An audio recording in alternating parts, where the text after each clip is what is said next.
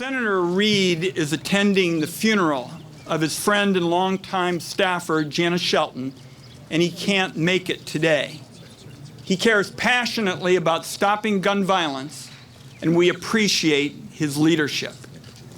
Senator Merkley and I were in Roseburg last Friday, and we'll be headed back home tomorrow.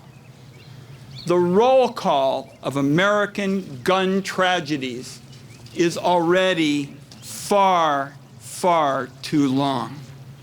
Thurston, Columbine, Blacksburg, Tucson, Newtown, Aurora, Charleston, and now Roseburg. The victims and their families deserve better than a Congress that shrugs its shoulders and waits for the next tragedy. They deserve action.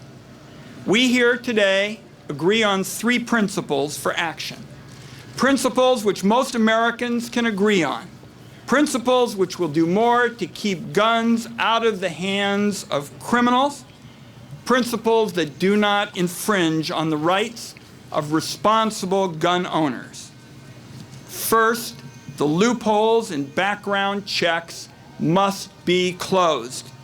It is past time to stop allowing the purchase of a gun online or at a gun show without a background check. Second, the background checks themselves must be substantially improved. Even for gun sales that are subject to background checks, there are still too many holes and too many flaws in the system. These holes have to be plugged, including those that keep guns in the hands of convicted domestic abusers. Third, close once and for all the pipeline for illegal guns. Straw purchasing and gun trafficking should be federal crimes. Congress must not deny law enforcement the tools it needs to stop the flood of illegal weapons across state lines. These ideas would make a real difference in stopping gun violence, but they won't become law without an outcry from the American people. So today is a call to action, an invitation to all who believe our country can do more. We now know these changes haven't started in Washington, D.C. They've got to start in our communities. These 3 ideas are reasonable.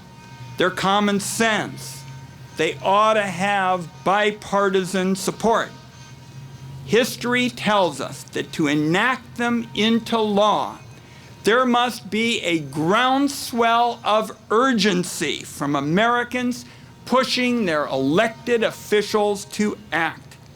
We will seek the support of the American people for these common sense provisions, and when their voices are heard loud and clear, we will introduce a bill and force a vote on the floor of the United States Senate.